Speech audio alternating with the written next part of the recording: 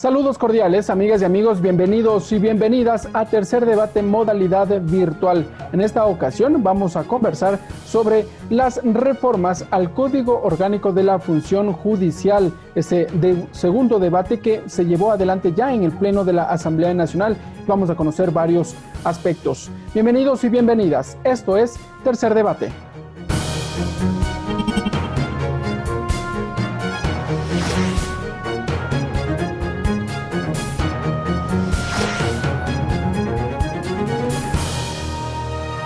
Tercer debate, modalidad virtual. Para conocer detalles de cómo se llevó adelante este debate en el seno de la Asamblea Nacional, vamos a revisar el perfil de nuestra primera invitada, la asambleísta Silvia Salgado. Silvia Salgado, licenciada en Ciencias de la Educación, asambleísta por la provincia de Imbabura, integrante de la Comisión de Educación, Cultura y Ciencia y Tecnología. También hubo discusión al interior de la Comisión de Justicia y Estructura del Estado de la Asamblea Nacional, mesa legislativa encargada de elaborar los informes respectivos. Para ello hemos invitado al legislador Héctor Muñoz. Vamos a revisar su perfil. Héctor Muñoz, abogado, asambleísta por la provincia de Pichincha, integrante de la Comisión de Justicia y Estructura del Estado. Lo dicho, amigas y amigos, tras varios pronunciamientos por parte en su momento del Consejo de la Judicatura y el debate respectivo en el Pleno de la Asamblea Nacional, finalmente la legislatura tramitó este proyecto de reformas al Código Orgánico de la Función Judicial. ¿Cuáles son los aspectos que contiene este documento? Revisamos en el siguiente video. Ha sido aprobado el texto final. Con 123 votos afirmativos, el Pleno de la Asamblea Nacional aprobó el proyecto de reformas al Código Orgánico de la Función Judicial, documento construido con la participación de todos los sectores interesados en mejorar y promover una justicia abierta, transparente y que luche contra la corrupción. Esta ley crea unidades judiciales especializadas en lucha anticorrupción, que deberán ser regionales, que permitirá que estas unidades judiciales especiales se especialicen en temas de corrupción y sean quienes reciban los casos que tengan que ver con esta materia penal. La reforma incorpora textos como justicia abierta, con la finalidad de promover una gestión judicial basada en la transparencia, acceso a la información, participación ciudadana, uso de tecnologías e innovación. Hemos hecho todo nuestro esfuerzo para fortalecer la función judicial. Le hemos señalado el tema de la institucionalidad, la posibilidad de procedimientos transparentes, adicionalmente atribuciones al Consejo de la Judicatura para luchar contra la corrupción, la inclusión de los juzgados de lucha contra la corrupción y el crimen organizado, temas que realmente le interesan a la ciudadanía. La Asamblea Nacional promueve un documento a la vanguardia de los hechos relacionados con la crisis sanitaria que ha golpeado al país y al mundo.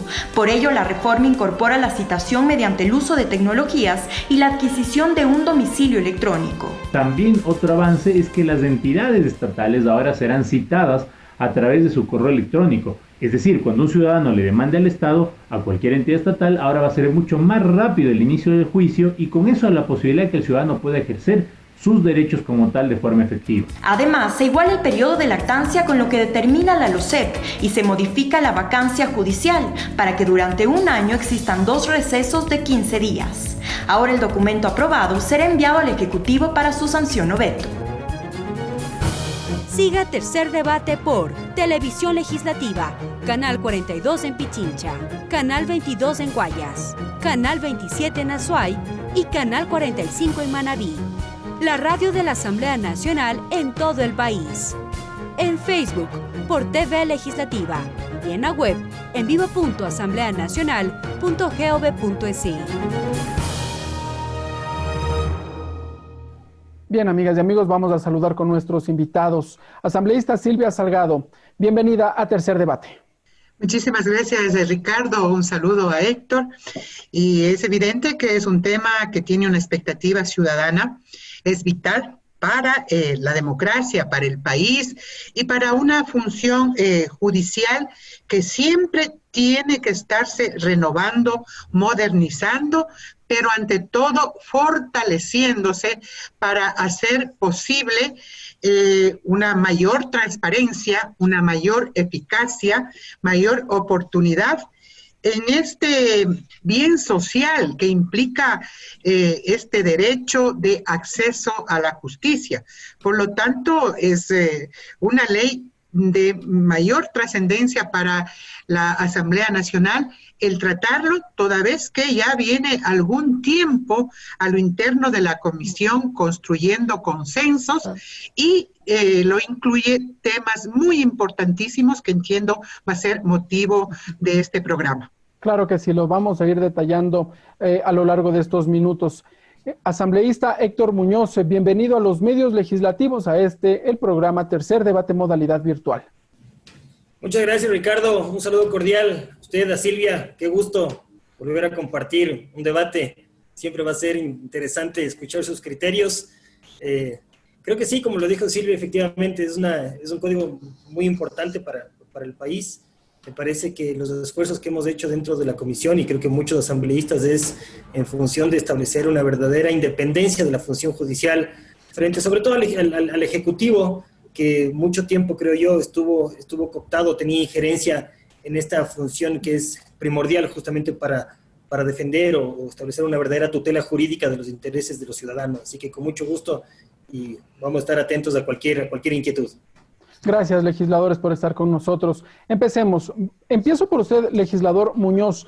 Usted es integrante de la Comisión de Justicia y Estructura del Estado, mesa legislativa, lo habíamos dicho, encargada de llevar adelante estos informes. ¿Cómo se llevó adelante la discusión? Entiendo que hubo comisiones generales. ¿A quiénes nomás recibieron? Empecemos por ahí. A ver, creo que es importante establecer que el informe para segundo debate del Código Orgánico de la Función Judicial estaba listo o estaba presentado ante la presidencia de la legislatura hace aproximadamente año y un poco más. Cuando nosotros presentamos desde mi despacho una de las reformas principales que se está tratando hoy sobre el error inexcusable, que eso ya lo vamos a hablar más adelante, estábamos con expectativa de que se pueda desarrollar ese segundo debate. Sin embargo, se lo demoró, no se lo llevó a cabo por parte de la presidencia para la discusión. Y al pasar tanto tiempo desde que estaba listo el informe para que llegue al Pleno, llegaron algunas otras observaciones que era importante también procesarlas y tratarlas.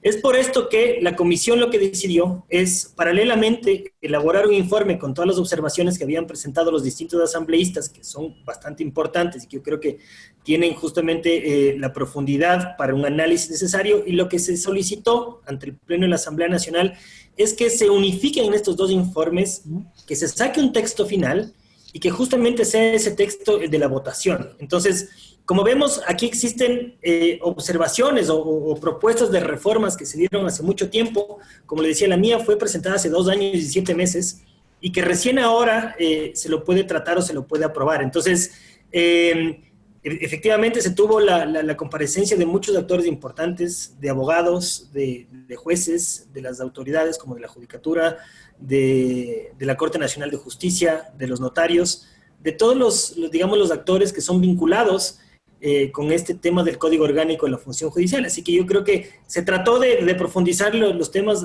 lo más que se pudo, y yo creo que es un esfuerzo importante que hizo la comisión y que hicieron todos los asambleístas con todas las observaciones que presentaron en el Pleno.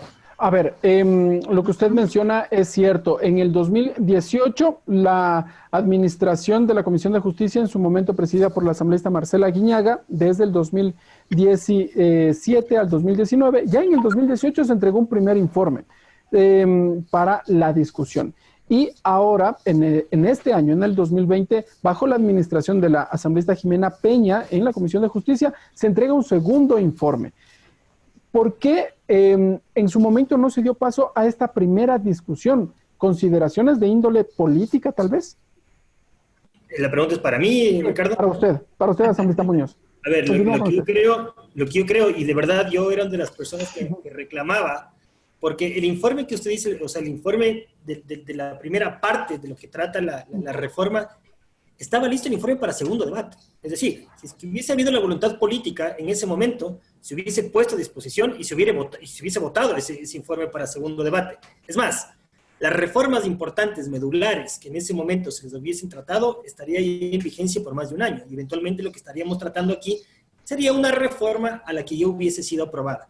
Una reforma parcial, nada más.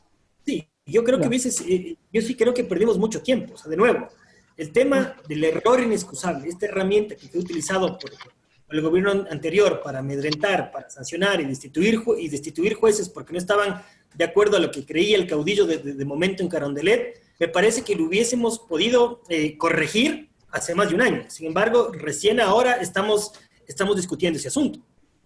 Ahora bien, asambleísta Silvia Salgado, estos intereses políticos que se los ha podido observar a lo largo de estos meses, ¿han incidido entonces en algunas medidas que pudieron haber tomado los jueces? Hay algunos hechos políticos que se han sucedido en torno a al proceso de esta reforma y a los tiempos de esta reforma. Recordemos primero lo que fue la consulta popular y que uno de los puntos era precisamente la evaluación de casi toda la institucionalidad del país. Y ahí correspondió también un pronunciamiento que tenía que ver con evaluación del Consejo de la Judicatura, de la Corte, de las Cortes terminaron siendo, ¿no? Incluida la Constitucional. Eso por un lado. Y por otro lado, o sea, de hecho, la propia Constitución establece 2 periodos para la Asamblea. En todo caso, en este segundo periodo hubo cambio en las comisiones, en la integración de comisiones. El primer informe estaba suscrito por los integrantes, aunque no debería eso ser motivo de interrupción. Pero en todo caso, otro hecho que me parece fundamental que ha sucedido es que la Corte Constitucional se ha pronunciado de manera específica sobre lo que Héctor acaba de mencionar ligeramente, y es respecto a la aplicación del error inexcusable. Recordemos que esta ley trata también o intenta al menos contribuir con una reforma respecto a las competencias y atribuciones del Consejo de la Judicatura, como un órgano de gobierno administrativo de la función judicial, pero también un órgano disciplinario. Por lo tanto, uno de esos aspectos importantes que se recoge ya a estas alturas es la sentencia de la Corte Constitucional respecto a esta figura del error inexcusable. Y la Corte no es que establece la inconstitucionalidad, no. Lo que establece y recomienda que la ley incorpore más bien que se puede aplicar esta figura, pero previo dictamen de juez, y no directamente por el órgano administrativo, que es el Consejo de la Judicatura. Entonces, mire, estamos ante situaciones llanadas. ¿Y eso no sería restarle competencias al Consejo de la Judicatura en su facultad como órgano administrativo? De ninguna manera, porque el Consejo de la Judicatura va a ser quien realice el proceso disciplinario y sancionatorio. Pero tiene que la Corte o el juez competente, ante una demanda, ante una queja, tiene que calificar previamente la pertinencia. Entonces, está más definido en esta reforma, primero conceptualmente, ¿qué es el dolo? ¿Qué es el dolo? Cuando exista negligencia y cuándo es el error inexcusable. Yo creo que esta reforma va a ser importantísima para evitar justamente o mejor dicho, para fortalecer la independencia judicial en el ámbito interno y externo. Muy bien, asambleísta Silvia Salgado. Voy con usted, asambleísta Muñoz, que tiene algo que aclarar respecto de este punto, porque también sí quisiera continuar con el preámbulo, ¿no? Estos aspectos políticos que se han dado en el país a lo largo de estos años, previo a la aprobación de estas reformas al Código de la Función Judicial. Asambleísta Héctor Muñoz, ¿qué mencionar respecto de estas competencias que tendrá el Consejo de la Judicatura para sancionar previo dictamen a una decisión de un juez? A ver, eso es justamente lo que yo había propuesto, como le decía, hace 2 años, 7 meses. Lo que hizo la Corte un poco es, al final del día, darme la razón con la propuesta que yo había, o sea, con la reforma que yo había propuesto.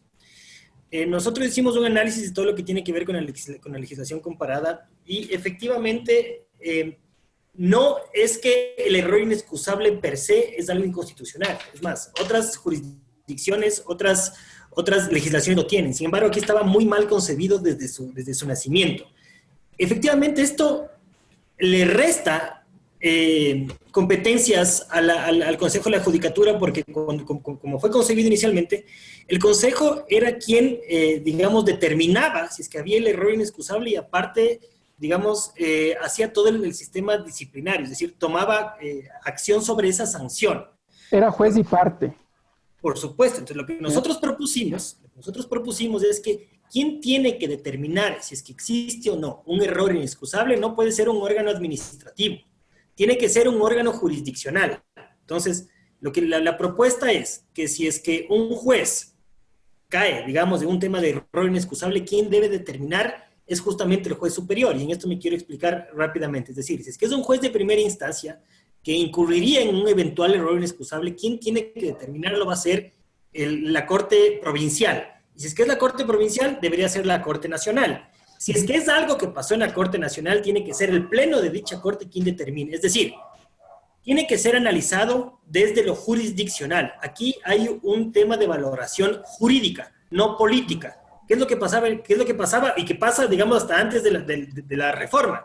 Es que cuando se crea la Constitución del 2008, con todo el hiperpresidencialismo que se lo creó, quien estaba a cargo del Consejo de la Judicatura tenía esa potestad de poder amedrentar, sancionar e inclusive destituir jueces. Hubo 3,000 funcionarios judiciales destituidos por error inexcusable. Esta para mí era el arma predilecta del correísmo. Esa era la forma en la que se podía amedrentar a los jueces y sancionarlos cuando no estaban de acuerdo con una decisión judicial. Entonces, lo que yo digo es un poco este llamado a la lógica, que eventualmente pueden existir estos errores, pero quien tiene que determinar es justamente un juez superior en función de una valoración jurídica y no política. Ahora bien, asambleísta Muñoz, ¿cuáles son los parámetros en donde se va a definir que un juez ha incurrido en un error inexcusable? Porque si bien el juez en su sentencia motiva la misma, motiva su decisión y entrega todos los aspectos por los cuales decide sancionar o no a un ciudadano, dejarlo o no en libertad. Pero ante esta otra instancia, ¿cómo se va a tipificar o va a quedar establecido más bien para que en efecto se determine si el juez cae o no en error inexcusable? A ver, primero creo que hay que aclarar un tema, ¿no es cierto? El asunto de la justicia no solamente está en juego la libertad de las personas. Sí, eso es desde lo penal, pero tenemos algunos otros aspectos. Lo civil también, en efecto. Sí, ¿no es cierto? Entonces, creo que el error inexcusable a lo que la doctrina establece, lo que la doctrina indica, es que se trata como una ignorancia atrevida. Esto quiere decir que si es que alguien no conoce del tema que está digamos, analizando, que está estudiando, y toma una decisión que es equivocada en función de ese concepto como tal que no conoce, se configuraría este error inexcusable. Eso justamente es lo que quien tiene que determinar si es que existió o no. Es como le digo, el juez superior, este tribunal de alzada, digamos. Porque recordemos que cuando esto pasaba con el Consejo de la Judicatura, lo lógico es que, sí, aquí un poco el deber ser está bastante alejado de la realidad. Recordemos que presidentes del Consejo de la Judicatura llegaron a ser inclusive ingenieros de electrónica, si no me equivoco, ¿no es cierto? Entonces, ni siquiera pasaba esto por una decisión jurídica, por una decisión jurisdiccional, sino que pasaba por un tema absolutamente político que tanto daño le hizo, yo creo, al Ecuador, y que además no permitía que exista esta independencia de funciones, con lo cual una democracia se fortalece cuando mayor independencia existe. Entonces, yo creo que va a ser un ejercicio importante que vamos a tener en el país, y sobre todo que en otras latitudes, que en otras legislaciones ya tienen un resultado adecuado en este sentido. Ahora bien, asambleísta Silvia Salgado, sin duda que las decisiones que adopten los jueces siempre están ligados también a la coyuntura política, y nos ha sucedido hace pocos días, en donde se ha sentenciado en efecto de acuerdo a las audiencias, a las pruebas, cargos y descargos, a quienes habrían cometido un delito. Me refiero al caso Sobornos, por citar un ejemplo. Pero también no se toma otras acciones ante otras denuncias que se estarían gestionando frente a actores políticos actuales. La pregunta es, ¿cómo logramos separar estas decisiones de las políticas a las jurídicas? Aquí en el país, en la región y en el mundo, hay importantes esfuerzos para garantizar una independencia judicial interna y externa, para evitar la politización de la justicia. Y hay diferentes modelos en donde pasa por diferenciar quién elige a jueces, quién elige a los órganos jurisdiccionales, quién los evalúa, para qué se evalúa, y es evidente, o sea, que también hay criterios políticos y valoraciones como la que hace Héctor. Y yo no veo, ¿no es cierto?, un poco el hecho de generalizar y decir, hay 3.000 jueces que fueron imputados o que fueron acusados o que fueron destituidos aplicando el error inexcusable sin ningún motivo. Nosotros damos cuenta también, quienes tenemos un poquito más de años, de cómo funcionaba el sistema judicial. Yo recuerdo, solamente hablando de la carga judicial acumulada, ¿no es cierto? Había procesos de medio millón, 500,000, no, procesos pendientes sobre juicios de alimentos, mire usted. Entonces, sí, siempre ha sido un horizonte, un buen deseo, una buena intención, el que el sistema de justicia sea independiente, no sea politizado, sea ágil para la gente que clama justicia, no exista impunidad, pero nadie puede garantizar, Ricardo, nadie puede garantizar y decir, no ahora, no hace 5 años o 10 años o no en el tiempo del correísmo. Lastimosamente, yo lo digo con dolor, siempre hemos tenido que enfrentar politización de la justicia, injerencia de la justicia y lo que es más grave, corrupción judicial. ¿No? ¿Y cómo entonces estas reformas de corrupción en el sentido de que se compraban a garantizar la independencia de funciones? ¿Cómo se va a garantizar? Entonces, en esas circunstancias, la ley contribuye, el esclarecimiento, el que esté claro lo que es un dolo, cuando se aplica, quién lo aplica, en qué condiciones aporta. Pero siempre será eso, una herramienta, pero no la garantía para que haya lo que usted dice, una justicia para todos, no una justicia selectiva, una justicia que investigue y que no genere impunidad en todos los casos que son de interés ciudadano, pero no solamente en el interés político, sino en el interés de los ciudadanos que quieren, o sea, una justicia ágil, porque una justicia que tarda, como se dice, no es justicia. Por lo tanto, yo no creo que cabe una apreciación respecto de lo que hizo o lo que pasó en un periodo, sino lo que está sucediendo hoy, lo que pasó en el periodo anterior y lo que venía pasando. Entonces, estamos haciendo un esfuerzo para que esa independencia llegue, para que la justicia no sea selectiva, para que haya debido proceso y podamos sentir confianza, porque lo peor es vivir un estado de presión mediática, de presión política, en donde la gente deja de creer en la justicia. Y ahí estaríamos frente a un Estado fallido. Y eso es lo grave. Por eso es que hay que hacer los esfuerzos para tener la objetividad.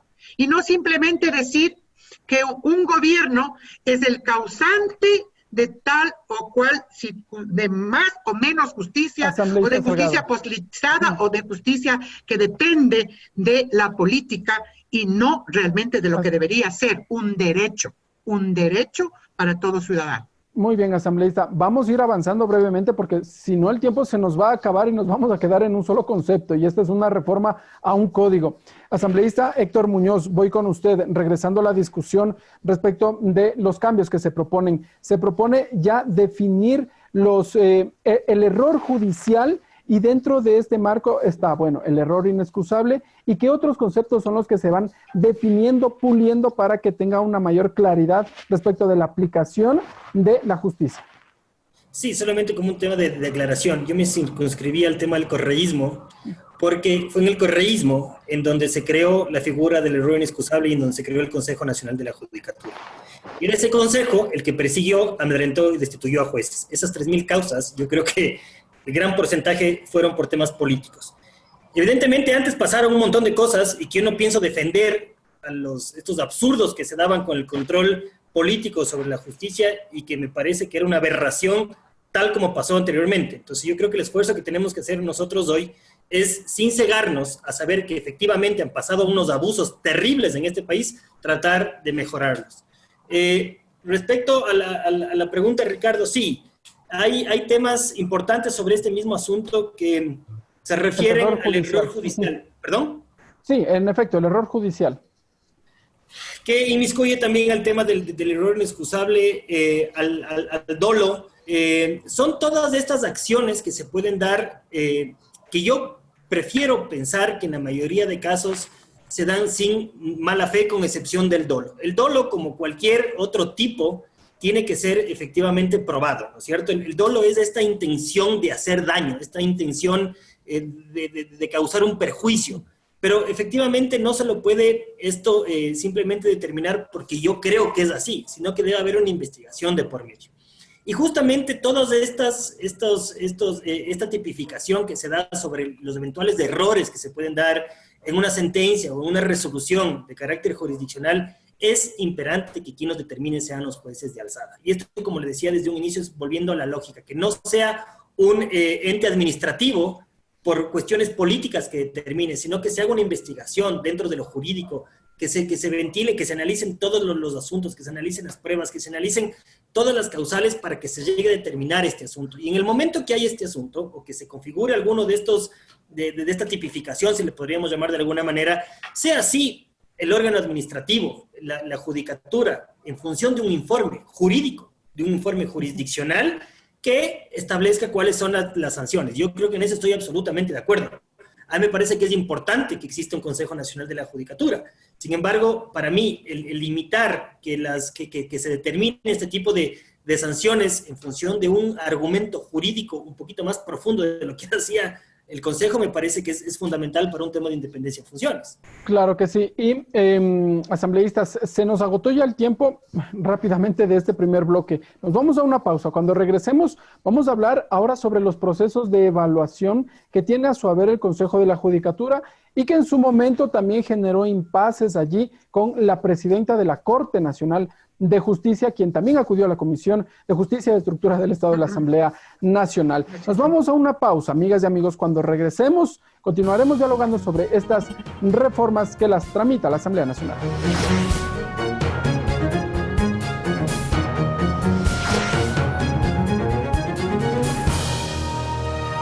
Tercer debate, modalidad virtual.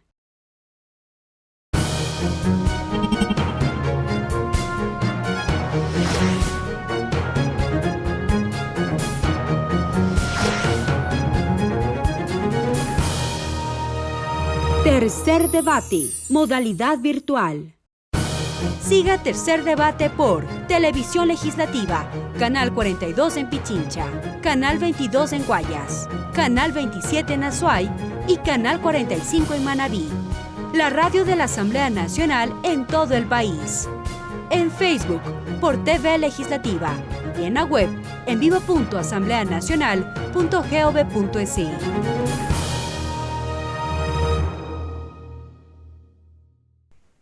Bien, amigas y amigos, gracias por continuar con nosotros en este su programa Tercer Debate.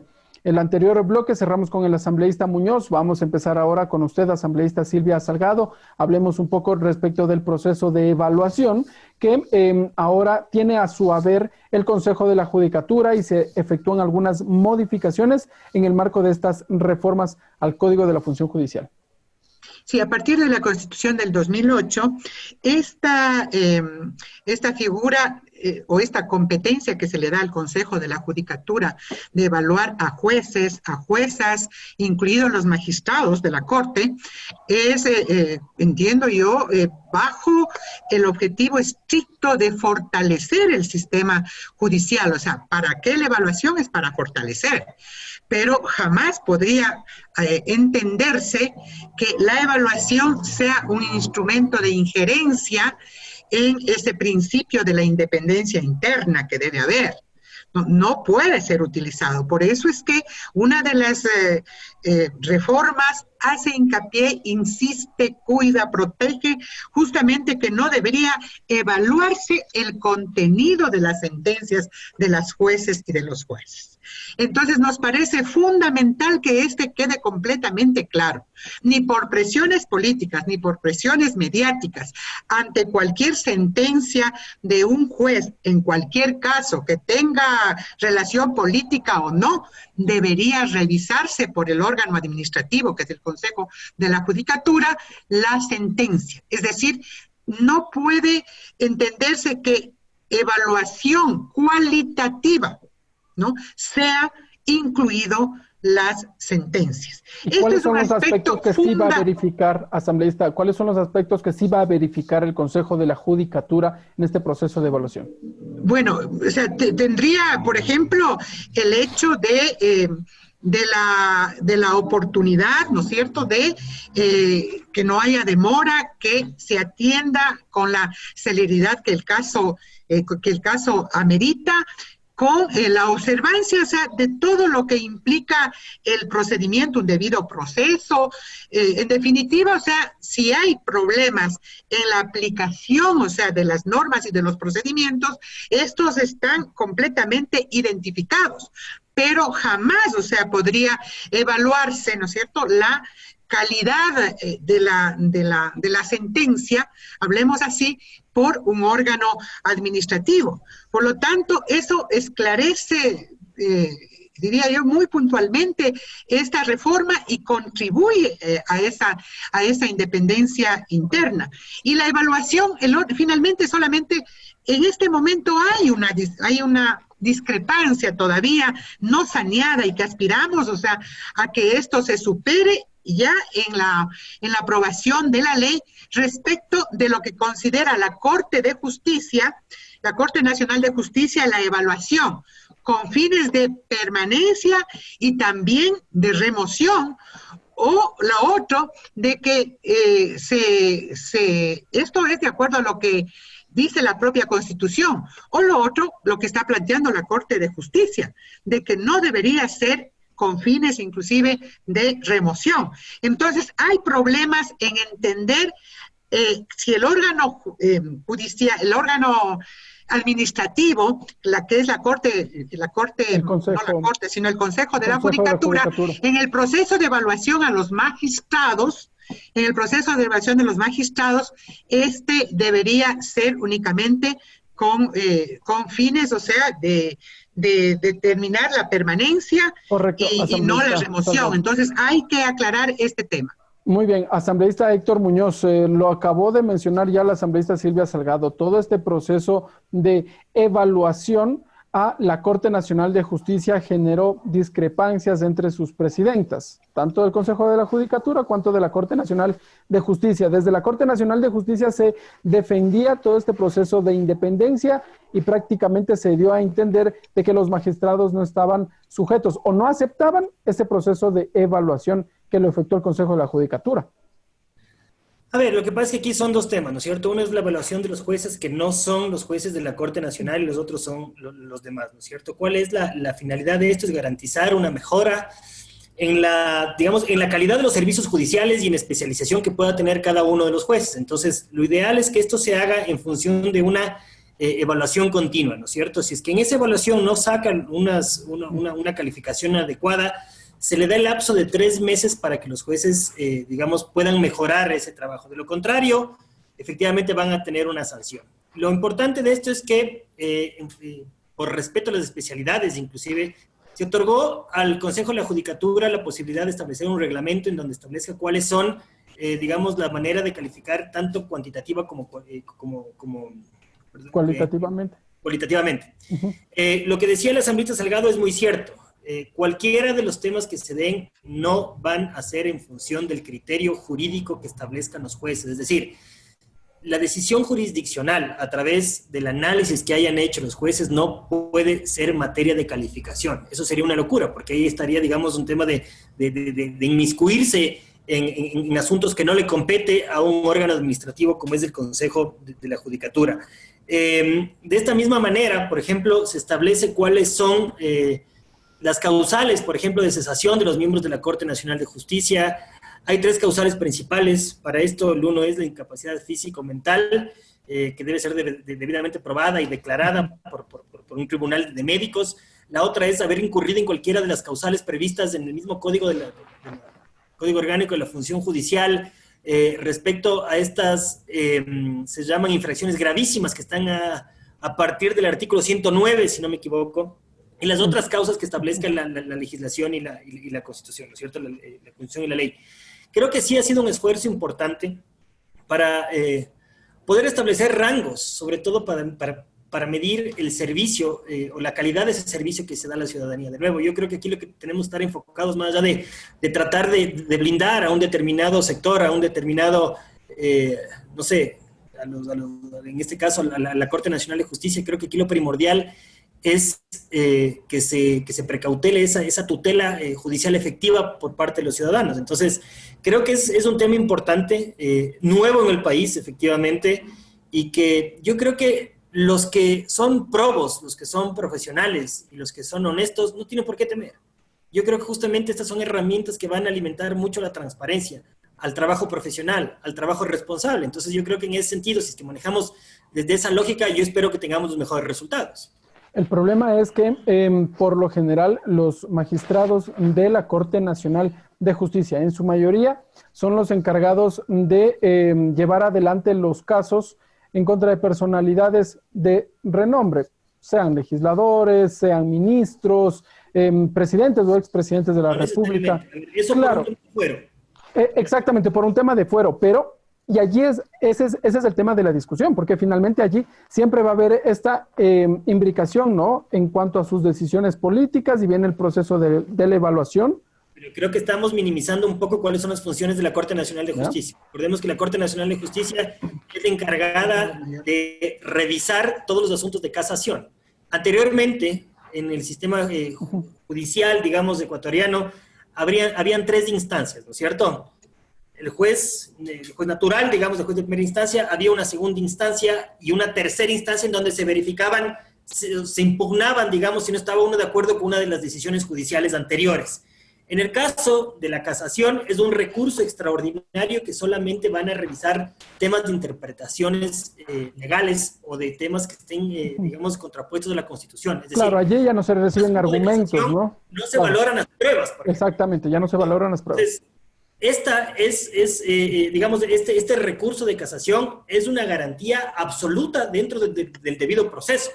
Porque si es que uno, como ciudadano común y corriente, se ve afectado, digamos, por una sentencia de primera instancia en la que no está de acuerdo, apela, va a la Corte Provincial y tampoco está de acuerdo porque cree que están afectados sus derechos fundamentales, tiene la posibilidad de activar este recurso de casación para que sea la Corte. Entonces yo creo que la Corte tiene una importancia, digamos, gigantesca para un sistema judicial, sobre todo en el país, y no solamente se ocupan del tema de fuero de los políticos. Pero ahí recuerde usted qué fue lo que sucedió hace pocas semanas cuando la fiscal general del Estado, a través de declaraciones públicas, señaló o más bien expresó que le llamaba la atención, la sorpresa, le llamaba la atención de que los abogados de los procesados en el caso Sobornos en la instancia de casación no se habían hecho referencia a las pruebas que presentó la Fiscalía, cuando precisamente en esa instancia, en la casación, no se trata aquello, sino más bien temas de interpretación de la norma. Entonces, ahí es donde siempre va a haber esta discusión, ¿no? ¿Hasta dónde viene el marco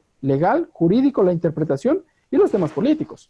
Yo creo que es importante también ir a la fuente ahí, porque una cosa es lo que puedan decir los abogados de las partes y otra cosa, efectivamente, cuál es el pronunciamiento de los jueces. Y lo que dijo la fiscal. Como abogado, a mí me parece que este tema del respeto a las decisiones, sobre todo de las otras instituciones del Estado, siempre voy a ser respetuoso. Sin embargo, esto no quiere decir que no se pueden incurrir en errores, ¿no es cierto? Habrá que ver si es que son errores de buena o de mala fe.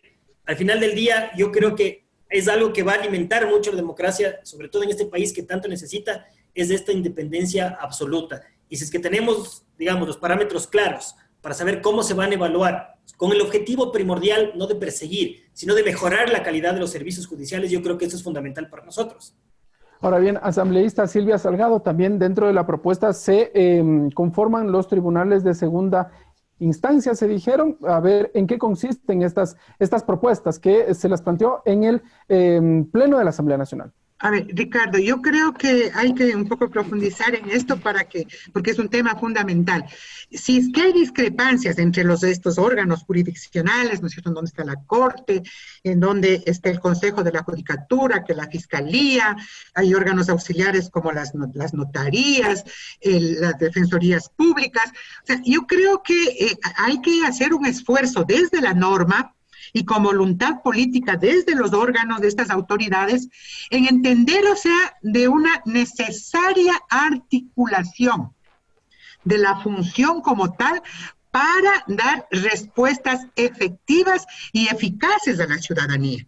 Ricardo, si es que esto no se hace, cada órgano quiere su independencia y realmente sin entender que tiene que haber claramente, de acuerdo a la Constitución, competencias muy, muy definidas. Entonces, yo sí me remito, por ejemplo, a lo que dice el artículo 181 en la Constitución, en donde están las atribuciones 3, básicamente, para el Consejo de la Judicatura.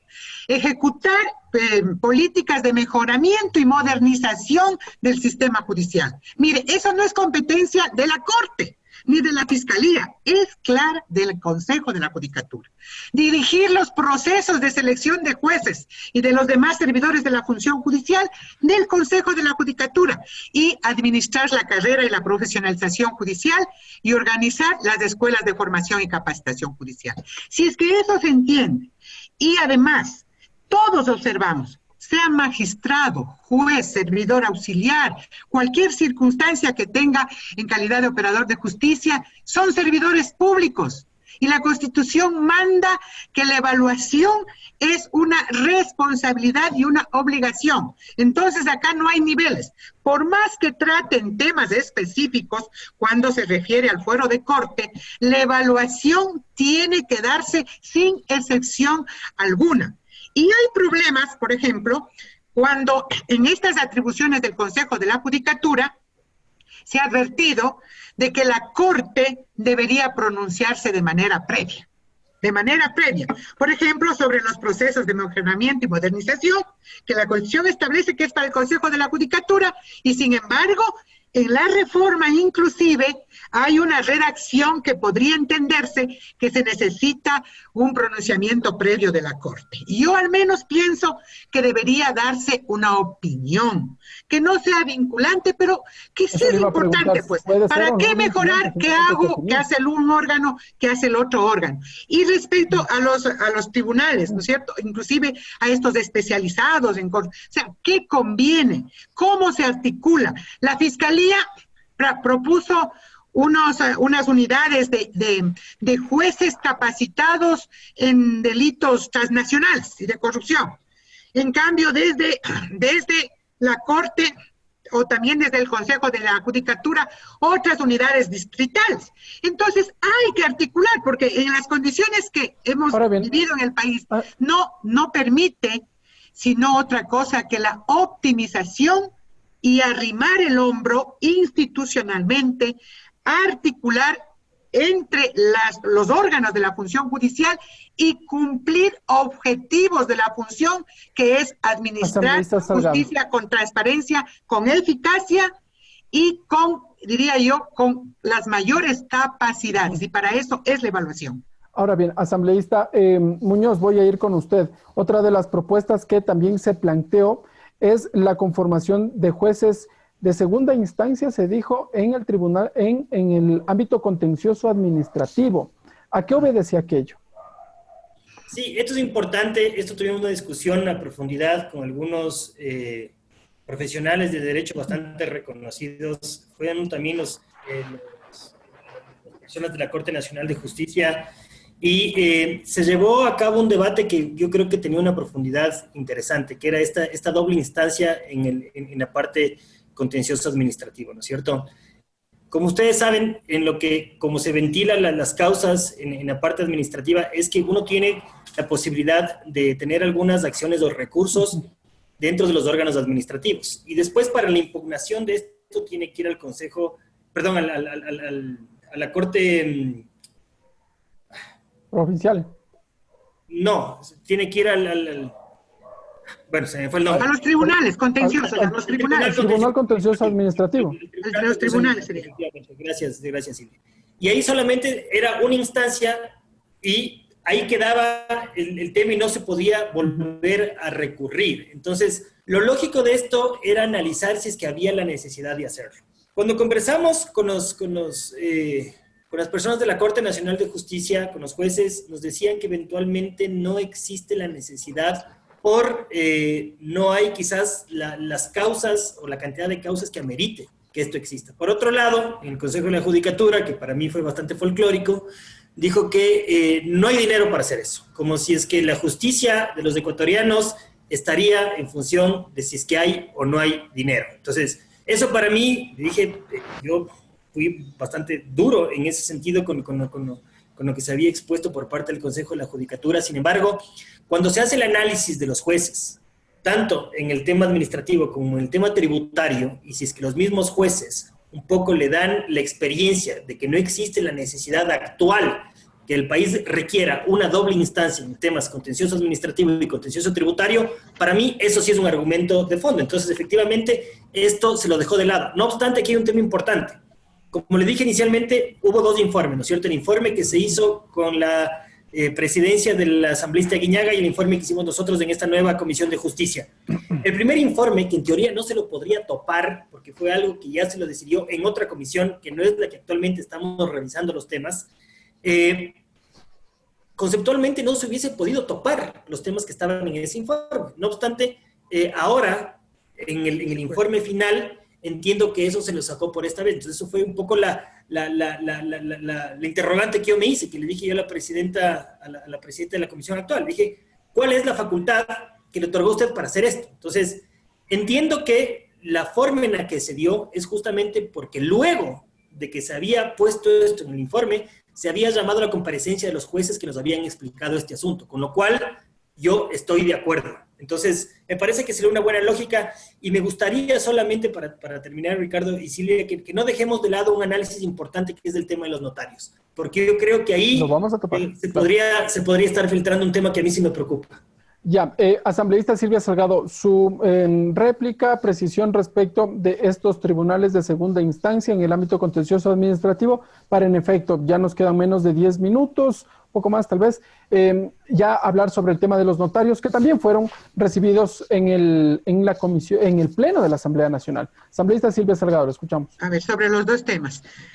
Como explica Héctor, en esto la comisión lo que ha hecho es asesorarse precisamente de los especialistas de lo que implica la experiencia en la condición de operadores de justicia y de la necesidad de tener estos tribunales a efectos de que se pueda, una vez que está inclusive operativo y en ejercicio el Código Orgánico Administrativo, y es en donde, en el ámbito administrativo es en donde más se concentran una carga procesal, ¿no? Que muchas veces o tiene dificultades en el tiempo que se demora, o en otros casos no hay una plena satisfacción en las circunstancias en que te tiene que tomar las sentencias.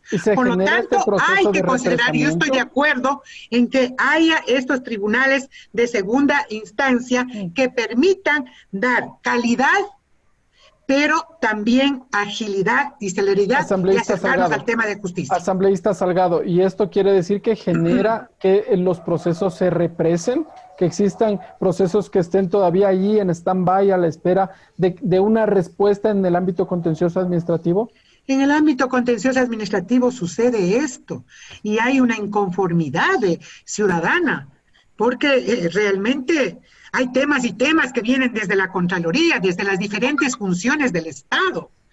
Y se cruzan también con el interés no solamente público, sino también con el interés privado de resolver estos problemas. Entonces, mire, esto hay que tener también como referencia lo que usted indica, o sea, esos casos represados y obviamente hay que dar mecanismos de una mayor agilidad. Y respecto al tema de los notarios, yo lo que quiero es simplemente ratificar mi posición, que inclusive es muy coincidente en la mayoría de la Asamblea, que es respetar la Constitución, lo que dice el artículo 200 respecto de las notarías, o sea, que serán nombrados por el Consejo de la Judicatura, pero previo concurso público de oposición y méritos.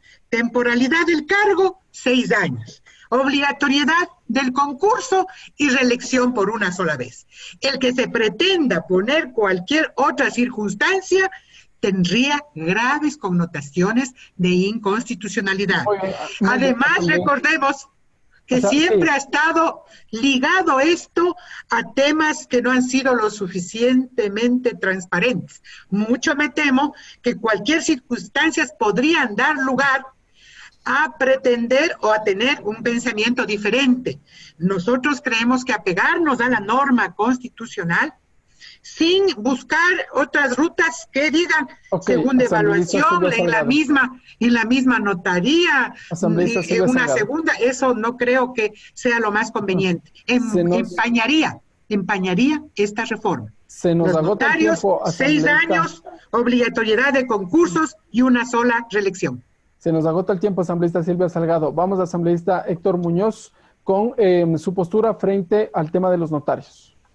Me parece que es una locura lo que se pretende hacer. Me parece que efectivamente la Constitución, el artículo 200 y lo que establece el Código 300, el artículo 300 del Código Orgánico de la Función Judicial, trataba un poco de establecer cuál es el espíritu del legislador, ¿no es cierto? Si bien es cierto, desde mi punto de vista inacertadamente, se los puso a los notarios como funcionarios públicos. Ok, de acuerdo. Los notarios no son como cualquier funcionario público, eso tiene que entenderse. El notario no es un funcionario público donde usted va a una ventanilla a que le ayude con algún servicio. El notario prácticamente termina siendo como un abogado o como un médico dentro de su rango, ¿no es cierto?, dentro de su análisis. El notario lo que hace es facilitar los negocios jurídicos. Los clientes que tiene el notario, porque son clientes o usuarios, digamos, son justamente porque se tiene una confianza con determinado notario, porque sabe que ha trabajado bien, porque sabe que tiene personas pruebas ahí. Es decir, no son funcionarios públicos como cualquier otro. A mí lo que me preocupa es que el momento que se quiera definir un tiempo limitado a los notarios, con lo cual yo estoy en absoluto desacuerdo, se va a tratar, lo que va a pasar es que esto va a terminar siendo un botín político como ha pasado hasta hoy. 6 años en el cargo. ¿Usted no está de acuerdo con esa temporalidad? Es que serán electos 6 años y se pueden reelegir ante la misma notaría por 6 años más, no por concurso, sino cuando se establezcan cuáles son los estándares de rendimiento. Entonces, es decir, si yo soy notario hoy por hoy y si me quiero reelegir, yo tengo que cumplir los estándares de rendimiento. Pero después, o sea, una sola reelección dentro de la misma notaría. Pero después, efectivamente, yo podría concursar para cualquier otra notaría. Y si es que no cumplo, digamos, con los estándares, simplemente no voy a ser notario. Pero para eso yo creo que es indispensable que se dé la oportunidad de que estas personas puedan seguir concursando. Y les digo por qué. Le hablaba del botín político. Si este gobierno, con funcionarios corruptos, no tuvieron empacho alguno, que se escuche bien, en repartir hospitales a sinvergüenzas asambleístas, que sí hay, ¿sabe lo que va a pasar con las notarías? Que se va a convertir en un botín político. Lo que va a pasar en las notarías, si es que se les prohíbe a los notarios que tengan esta reelección y que pueda estar cualquier improvisado, quiere decir, y esto, por favor, yo sé que esto va a estar grabado, y ojalá esté equivocado, pero el día de mañana, si es que esta norma pasa tal como está, las notarías van a estar infestadas por hermanos de los asambleístas, primos de asambleístas, esposos de asambleístas. Eso para mí es terrible. El momento que politizamos esto sería una locura. Y es por esto que con este ánimo, justamente de que exista una lógica de un trabajo responsable, de un trabajo profesional, se debería permitir. De nuevo, esta barbaridad de la no reelección indefinida para otros cargos que no son el de presidente y de los alcaldes, con lo cual estoy absolutamente de acuerdo que no debe existir. Sin embargo, para los otros cargos yo estoy en desacuerdo. Es decir, por ejemplo, para la misma Asamblea Nacional, para mí es lamentable, por ejemplo, que gente con experiencia, que gente proba, que gente que ha hecho muy buena legislatura y que ya está 2 veces no pueda reelegirse. Porque no para concuerdo mí, con aquello. Los cargos se dan en función también de la experiencia, ¿no es cierto? Ahora, que si quiere perennizarse en el poder siendo presidente es una locura, o siendo alcalde, o siendo prefecto, pero en este tipo de casos es una locura. Y de nuevo, para mí lo que se pretende hacer con los notarios sería nefasto para el ejercicio de... Héctor, pero me disculpa, Ricardo, me disculpa, todos conocemos que producto del concurso, quienes participaron venían ya desempeñando inclusive 10, 15 años atrás, más los 12 años, mire usted, y también sabemos que hay notarías y notarías, y hay notarías que inclusive facturan más de 100,000, 200,000 mensuales. Entonces, yo creo que la primacía constitucional lo que pretende es garantizar también ese principio de participación ciudadana en acceder a una notaría que sí, o sea, que sí permita en un tiempo adecuado, garantizando, como usted dice, que esa trayectoria y que esa confianza que los propios notarios, de acuerdo a su desenvolvimiento, generan en la propia sociedad, en el servicio que prestan. Pero hay de todo. Y yo comparto con usted, ojalá no suceda que tras de cualquier intencionalidad o tras de esta reforma haya otra intencionalidad. Eso es lo que hay que cuidar. Se nos agota el tiempo. Solo una última precisión, asambleísta Muñoz, antes de entrar en las conclusiones. Sí, lo que le decía es que efectivamente aquí no es que se les va a poner a dedo a los notarios o se les va a reelegir porque a mí se me antoja o se le antoja a una autoridad. Tienen que concursar. Y si es que yo me quiero preparar para ser notario como Héctor Muñoz cuando yo termine la legislatura y me preparo y estudio para ser notario y le gano a un notario que ya está ahorita en funciones y que participa, pues bien hecho. Le gané porque yo creo que me preparé para hacerlo. Pero el hecho de prohibirles volver a candidatizarse o estar en un concurso para meter a cualquier improvisado, créame que yo creo que esto va a ser nefasto. Esto se va a convertir en un botín político de quien esté en el poder de turno y para mí eso me parece lamentable, Ricardo. Muy bien, asambleístas, se nos agotó ya el tiempo, tenemos 30 segundos. Brevemente, asambleísta Silvia Salgado, será estricto en el tiempo. En 30 segundos sus conclusiones respecto de este proyecto de reformas. Hay un tema que me parece importantísimo, que es la escuela judicial, la capacitación permanente de los operadores de justicia, con un enfoque de derechos. En el país hay más de 10,000 alertas de violación de derechos humanos. Operadores de justicia que no entiendan que los estados están suscritos a instrumentos internacionales, que la Constitución es una constitución de derechos y de justicia, y realmente estén esas sentencias fuera de eso, vamos a tener problemas. Correcto. La escuela judicial es importantísima. Muy bien, gracias, asambleísta Silvia Salgado. Legislador Héctor Muñoz, igualmente, en 30 segundos sus conclusiones, por favor.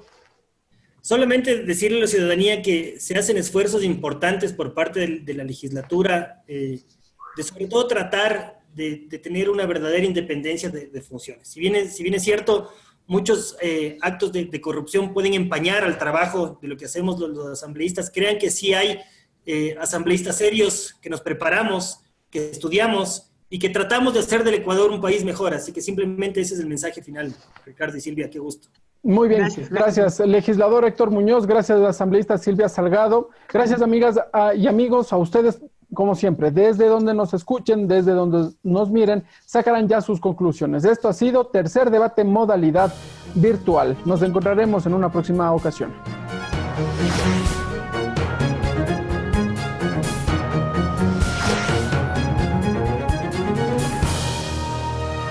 Tercer Debate Modalidad Virtual.